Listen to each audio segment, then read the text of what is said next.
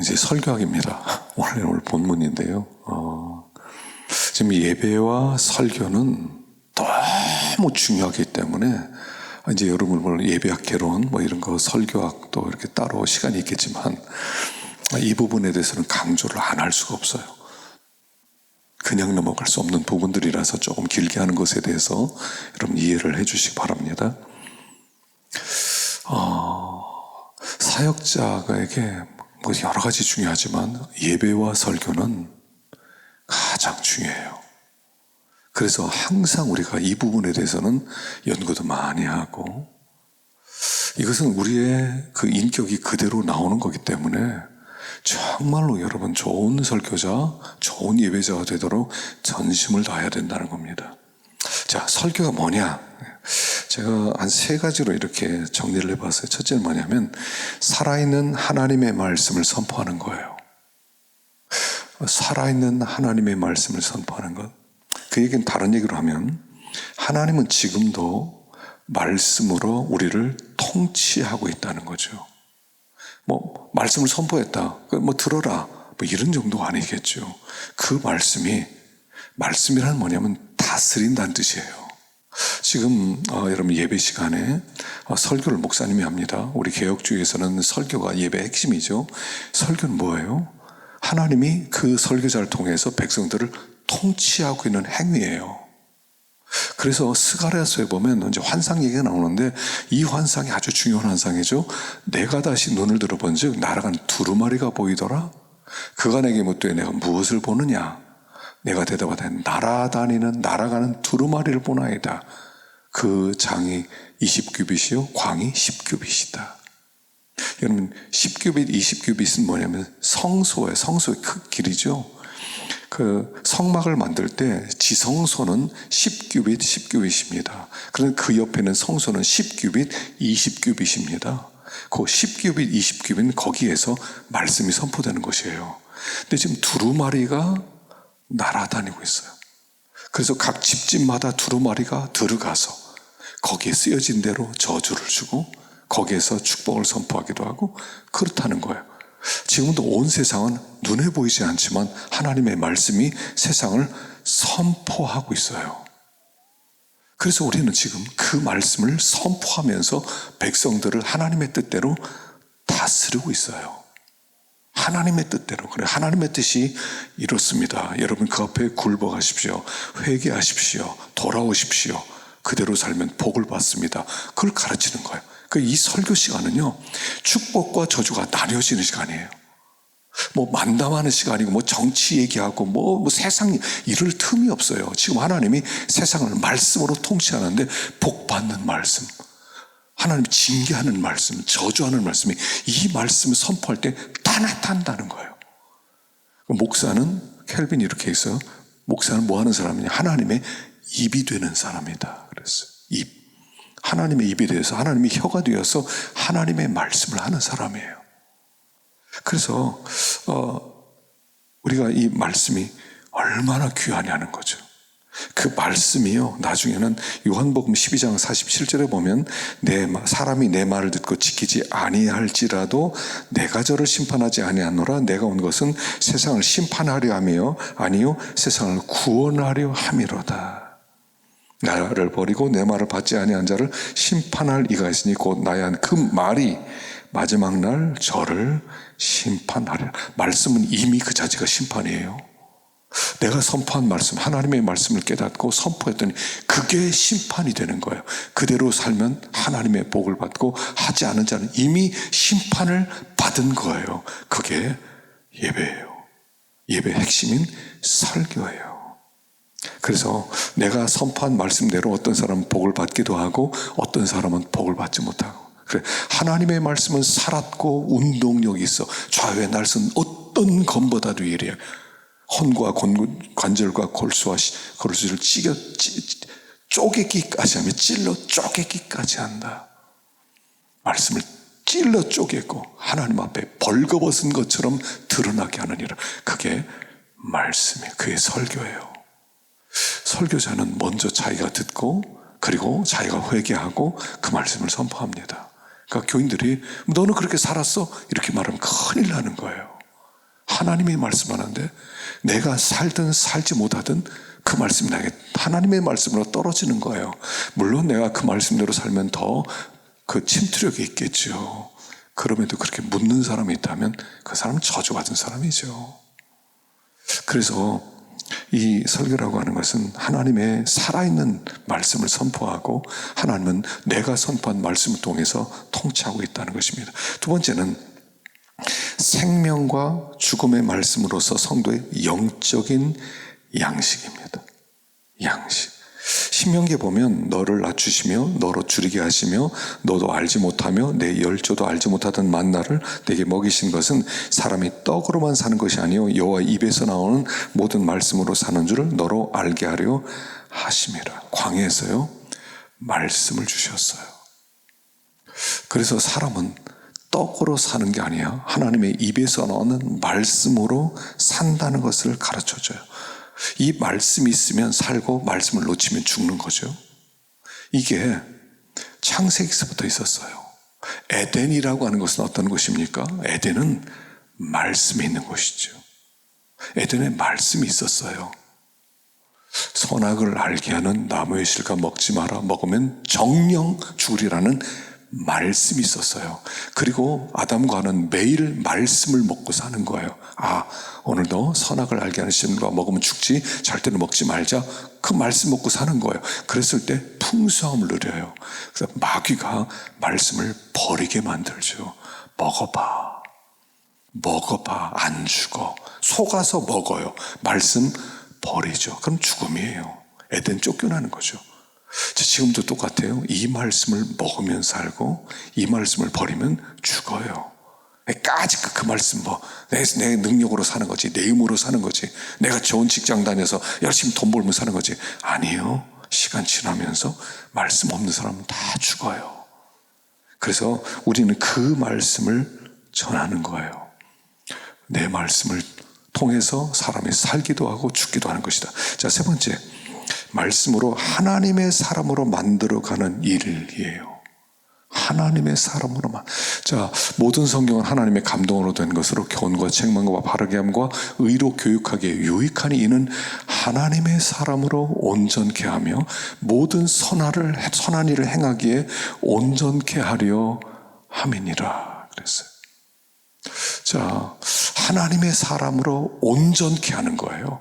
모든 선한 일을 행하기에 온전케. 그러니까 이 말씀은 하나님의 사람으로 만들어서 하나님의 사람의 일을 하게 하는 것이다 하는 것입니다. 그래서 만들어가는 거예요. 성도를 건축해 가는 것이 첫 시간에 얘기했죠. 구원 이루어 가도록 재료를 주는 거예요. 이런 사람이 되십시오. 이런 사람이 되기에 전심전력하십시오. 좌우 살필 것 없습니다. 당신의 본업은 하나님의 사람으로 만들어지는 일입니다. 거룩한 사람으로 만들어지는 일입니다. 예수를 닮은 사람으로 만들어지는 겁니다. 그래서 교회는요, 만들어지는 일에 책임을 다하셔야 돼요. 그 말씀의 사람으로 좀 만들어져야 되겠다. 거룩한 사람으로 좀 만들어져야 되겠다.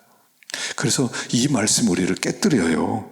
이 이레미야에서 보면 나 여호와가 만노라 내 말이 불같지 아니하냐 반석을 쳐서 부스러뜨리는 방망이 같지 아니하냐.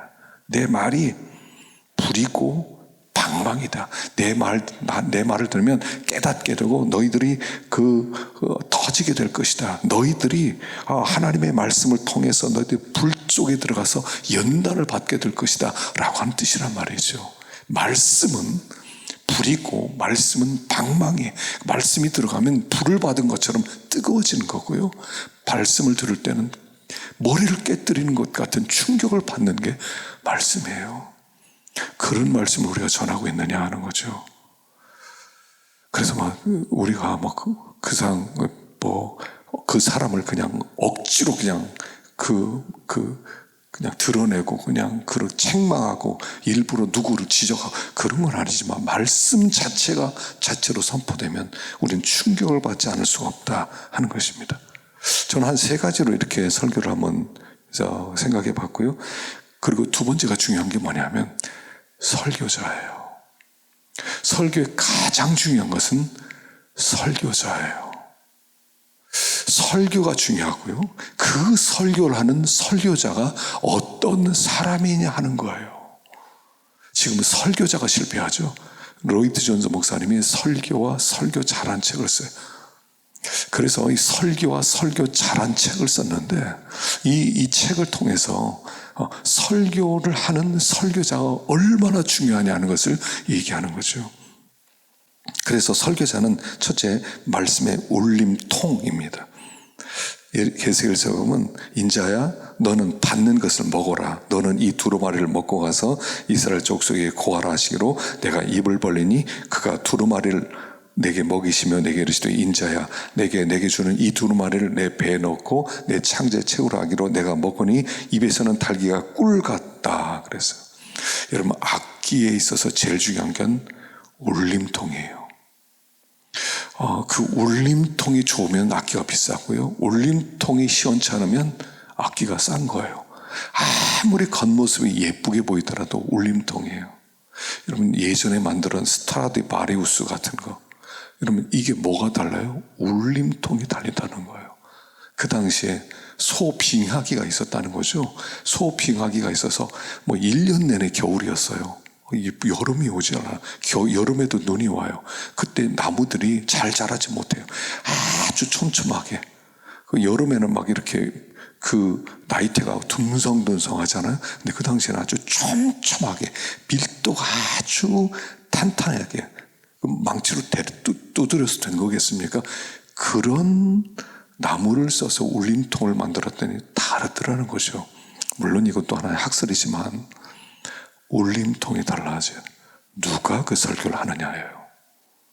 입만 살아서 나불대는 거 가치가 없어요.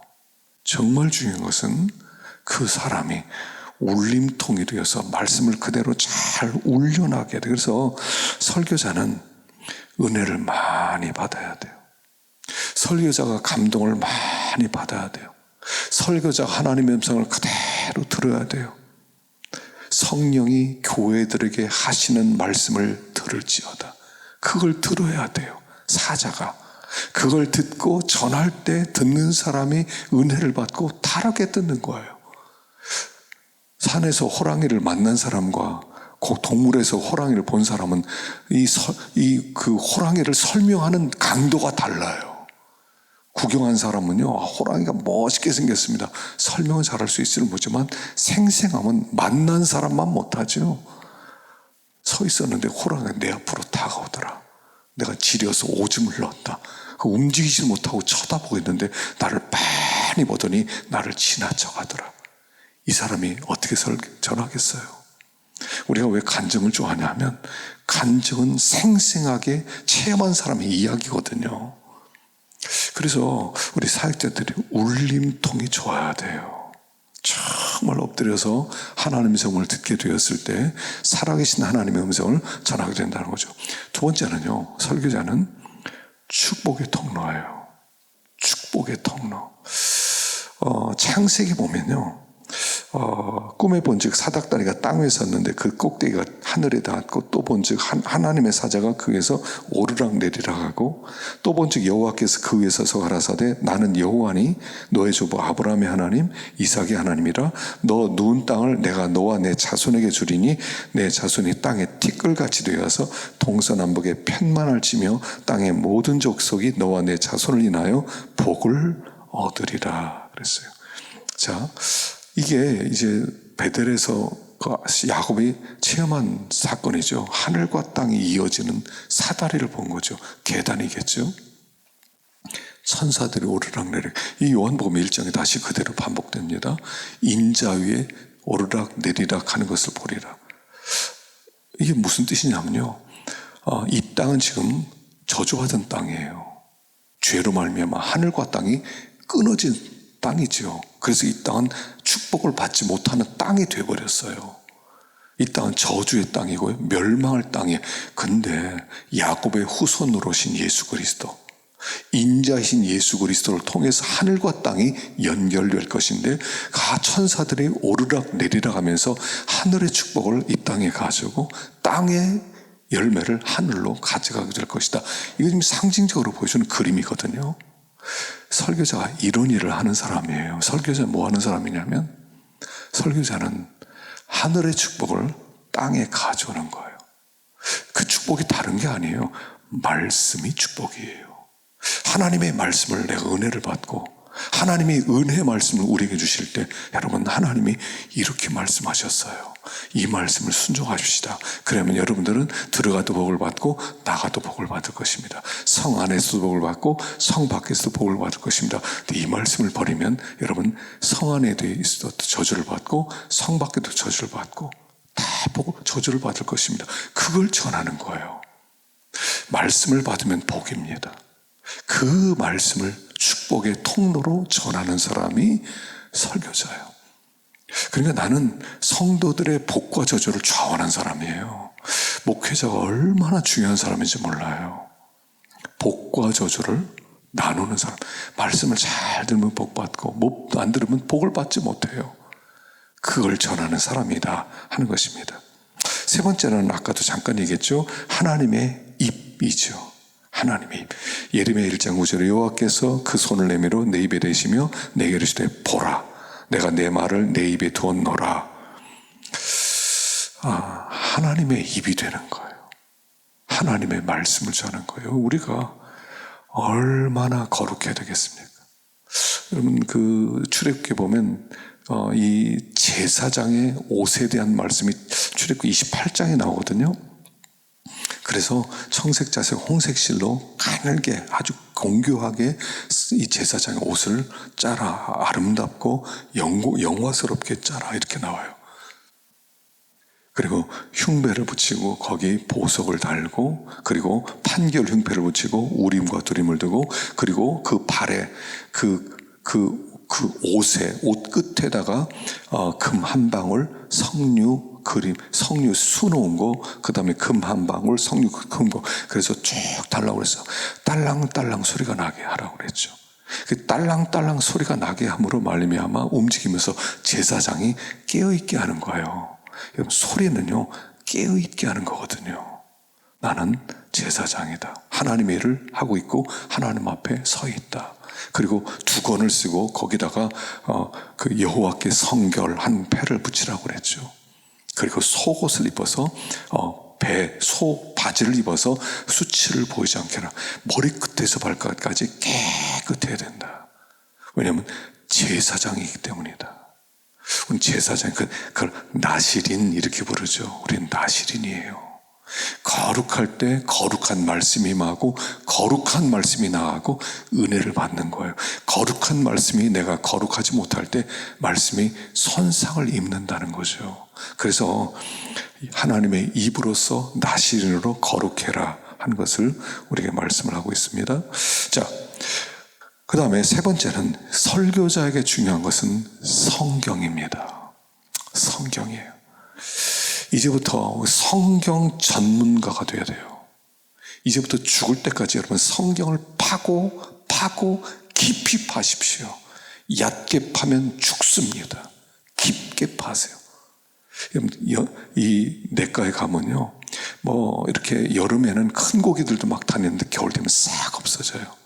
얼면 그래서 어디로 가면 이거 깊은 곳으로 가요. 얼면 죽으니까. 그래서 큰 고기들은요 깊은 곳으로 찾아 들어가요. 우리가 깊이 파야 돼요. 하나님의 말씀을 깊이 파야 돼요. 피상적으로 파면 안 돼요. 더 깊이 파야 돼요. 그래서 하나님의 그 거룩하신 뜻을 전할 수 있어야 돼요. 그래서 첫째 성경의 기원은요 하나님이 주신 거예요. 말씀을 계시록에 보면 10장에 그 이제 두루마리 책에 대한 말씀이 나오죠. 내가 또 보니 힘센 다른 천사가 구름을 입고 하늘에서 오는데 그 머리에 무지개가 있고 얼굴은 해 같고 그 빛은 불기둥 같고 그 손에 펴있는 작은 책을 들고 그 오른발은 바다를 밟고 왼발은 땅을 밟고 사자에 부르짖는 것 같이 큰 소리로 외칠 때 우레가 그 소리를 바라더라. 자, 여기 하늘에서부터 내려왔다고 그러죠. 하늘에서부터. 성경의 기원이 하늘에 천사가 두루마리 책 성경을 들고 있는데 하늘에서부터 내려왔대요. 하나님이 우리에게 주신 게 말씀이에요. 그리고 하나는 바다를 밟고 하나는 땅을 밟는다는 것은 온 땅을 이 말씀으로 지배하신다 하는 뜻이고, 얼굴에 해가 떴다는 것은 영광스럽다 하는 것이죠. 신적 권위예요. 말씀은 신적 권위입니다. 여러분, 이렇게 말씀의 혁명이 일어나야 돼요. 말씀의 혁명. 말씀의 혁명. 말씀의 혁명은 어떻게 일어나느냐? 작은 책을 가져라. 갖다 먹어버려라. 두 번째 그렇게 말하죠. 갖다 먹어버려라. 갖다 먹어버려라. 그래서 하늘에서 난 음성이 가져가라. 그리고 갖다 먹어버려라. 그러면 입에서는 쓰나, 입에서는 다나, 입에서는 꿀같이 달고 배에서는 쓰게 될 것이다. 그 갖다 먹어버리니까 입에는 꿀같이 다는데 배에는 쓰게 되더라. 자, 책을 가져야 돼요. 소유하세요. 성경을 내가 샀다고 해서 내 것이 되는 것이 아닙니다. 성경을 꽂아놓으면 그냥 그 종이값만 하는 거지 그 속에 내용은 내게 아니에요. 내용을 먹으라는 거죠. 내용을 내 것으로 만들라는 얘기예요. 말씀을 깨닫고 연구하고 깨닫고. 그래서 여러분, 이 혁명은 말씀의 혁명입니다. 말씀의 혁명이 일어나야 삶의 혁명이 일어나요. 내 삶이 정말 획기적으로 바뀌어지고 싶습니까? 말씀으로 돌아오세요. 말씀이 나를 변화시킵니다. 말씀의 한 깨달음이 나 인생을 완전히 바꿔버리는 거예요. 말씀의 혁명이 일어나야 돼요. 여러분, 우리가 신앙생활을 열심히 한다고, 말씀을 열심히 읽는다고 하루아침에 생활이 바뀌는 것은 아니에요. 병이 금방 낫는 것도 아니에요. 생활이 윤택해지는 것도 아니에요. 그러나 적어도 마귀가 우리의 영혼을 도적질하지 못하게 할 수 있어요. 내가 나를 지킬 수 있고 하나님의 임재 속에 살아갈 수가 있고 하나님의 역사를 볼 수가 있는 거예요. 그래서 말씀을 갖다 먹어버려라. 말씀 혁명이 예수 혁명이에요. 여러분, 이제부터 여러분들 중에서 내가 말씀만 연구하리라, 그렇게 결단하는 사람이 나오면 좋겠어요. 사람들이 처음에는 좀 뜨거운데 나중에 식어버려요. 설교하기 위해서만 본문 찾아요. 평소에 주님과 교제하고 은혜를 받고 내가 변화되기 위해서, 충만하기 위해서 말씀을 읽는 사람이 점점 사라지게 돼 있어요. 그래서 말씀의 능력이 사라지는 거죠. 그래서 말씀을 갖다 먹으려라 그랬어요. 완전히 소화시키라는 거죠. 자, 배에서는 쓰지만 입에서는 꿀같이 달리라 그랬어요. 자, 달다. 입에서 꿀같이 달다. 여러분, 말씀은요, 꿀송이처럼 달아요. 말씀을 깨닫는 건 참 달아요. 말씀의 이 맛을 알아야 말씀을 붙잡게 되고요. 말씀을 읽게 되고요. 연구하게 돼요. 세상에 말씀처럼 단 게 없고요. 말씀처럼 재미있는 게 없어요. 모든 책, 어떤 책을 본다 하더라도요, 그거 얼마 안 가요. 얼마 안 가요. 죄송한 얘기입니다만, 여러분, 이제 켈빈의 기독교 강요 하면 우리 장로교회 정말 가장 중요한 교본이죠. 가장 중요한 책입니다. 저도 영어 공부하기 위해서 영어로 대조된 걸 보기도 하고 했는데, 지금쯤 돼서 이렇게 쭉 보니까 뻔한 얘기예요. 죄송한 얘기예요. 몇 번 읽으면요, 뻔한 얘기예요. 성경보다 좋지 않아요. 성경이 최고예요. 물론 성경 읽고, 어떤 분은 성경을 읽고 그 다음에 두 번째는 켈빈의 기독교 강요를 읽고, 아니면 무슨 그런 경건서적을 좀 읽고 은혜를 받고 다 좋아요. 근데 성경과는 비교가 안 돼요. 성경은 너무너무 달고 오묘한 책이죠. 여러분, 이 맛을 모르면 사용 못합니다. 신학교 다니면서요, 성경의 맛을 놓치고 신학서적의 책만 붙들면 여러분 끝난 거예요. 신학서적은 세컨더리예요. 프라이머리 소스가 성경이에요. 성경으로 돌아가세요. 성경을 읽고 또 읽고 연구하고 또 묵상하고 또 암기하고 그냥 성경을 붙드셔야 돼요. 그래서 그 단맛을 회복해야 돼요. 그런데 성경은 써요. 뭐가 써요? 순종하려고 그러면 안 돼요.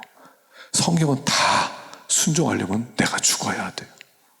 그 말씀대로 살면 내가 죽어야 돼요. 그냥 자기를 쳐서 복종시켜야 돼요. 그래서 쓴 거죠. 그런데 말씀의 맛을 알고 그 말씀을 순종해드리고 인격화시키는 과정을 통해서 내가 만들어지는 거죠. 그래서 성경은 달기만 하는 것이 아니다. 쓴 것이다. 어떤 때는 전하는 것도 쓰고 순종하는 것도 쓰고 어떤 때는 기도도 어렵고. 여러분 성경에 있는 건 어떤 때 쉬운데요. 기도는 또 다른 문제잖아요. 무릎 꿇는 것은 얼마나 어려워요. 1시간 성경에 있는 것도 어렵지만 1시간 기도하는 것은 더 어렵죠. 기도 못해요. 그래 기도하라고 그러면 단 생각하다가요 시간만 떼고 간다니까요. 그래가지고 무슨 권세가 났다고 능력이 나타나요. 경건은 어느 날 갑자기 되는 게 아니에요. 여러분 신학생 때부터 한 장 한 장 쌓아가세요. 매일 큐티하고 또 매일 성경 읽고 매일 연구하고 매일 한 장씩 쌓아가세요. 그게 자산이 되는 거예요. 신학교 마친 목회 시작하면 그때부터 내가 끝난 거 이미 게임 끝난 거예요. 지금부터 하셔야 돼요. 지금부터 기도하시고 무릎 꿇고 하나님 앞에 자꾸 나가고 가짜가 되지 마십시오. 진짜가 되십시오. 자, 오늘 여기까지만 합시다. 다음 시간에 조금 더 이제 설교 전달법과 또 연결해서 말씀을 하도록 하겠습니다. 여러분 수고하셨습니다. 승리하기 바랍니다.